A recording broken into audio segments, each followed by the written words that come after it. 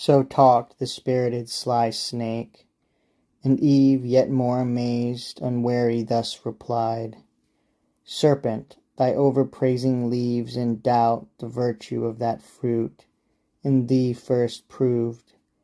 But say, where grows the tree? From hence how far? For many are the trees of God that grow in paradise, and various, yet unknown to us. In such abundance lies our choice, as leaves a greater store of fruit untouched, still hanging incorruptible, till men grow up to their provision, and more hands help to disburden nature of her birth. To whom the wily adder, blithe and glad: Empress, the way is ready, and not long. Beyond a row of myrtles, on a flat, fast by a fountain, one small thicket past of blowing myrrh and balm. If thou accept my conduct, I can bring thee thither soon. Lead then, said Eve.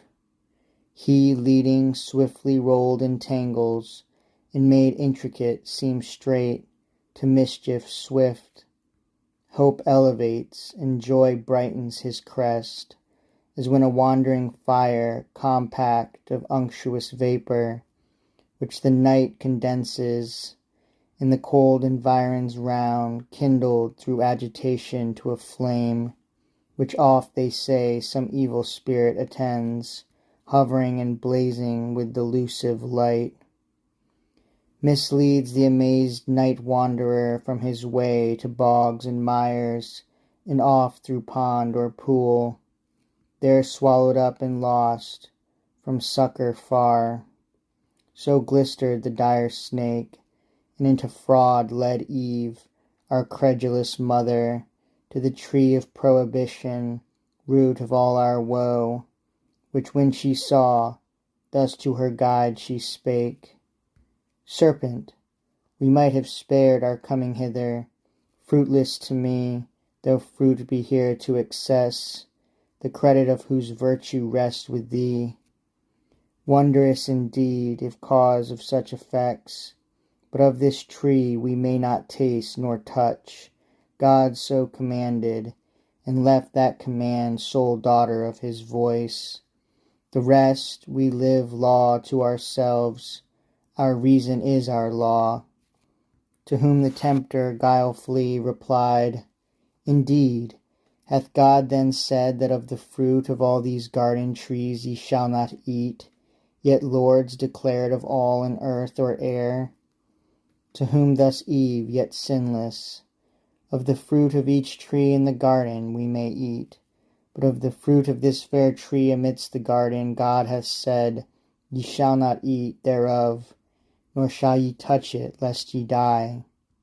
She scarce had said, though brief, when now more bold the tempter, but with show of zeal and love to man, and indignation at his wrong, new part puts on, and as to passion moved, fluctuates disturbed, yet comely, and in act raised, as of some great matter to begin.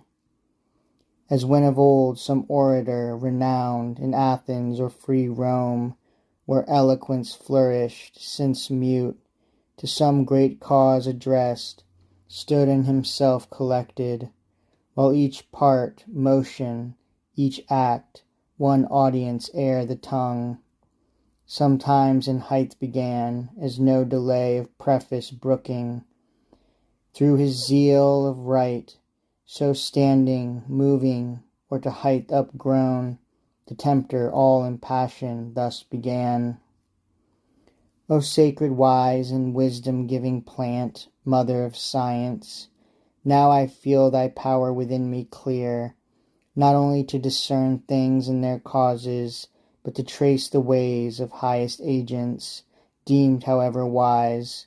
Queen of this universe, do not believe those rigid threats of death. Ye shall not die. How should you? By the fruit? It gives you life to knowledge. By the threatener? Look on me, me who have touched and tasted.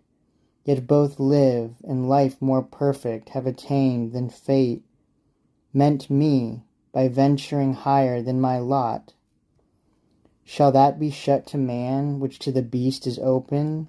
Or will God incense his ire for such a petty trespass, and not praise rather your dauntless virtue, whom the pain of death denounced, whatever thing death be, deterred not from achieving what might lead to happier life, knowledge of good and evil?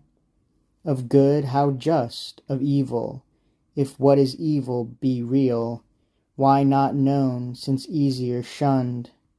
God therefore cannot hurt ye, and be just. Not just, not God, not feared then, nor obeyed. Your fear itself of death removes the fear. Why then was this forbid? Why but to awe? Why but to keep ye low and ignorant, his worshippers?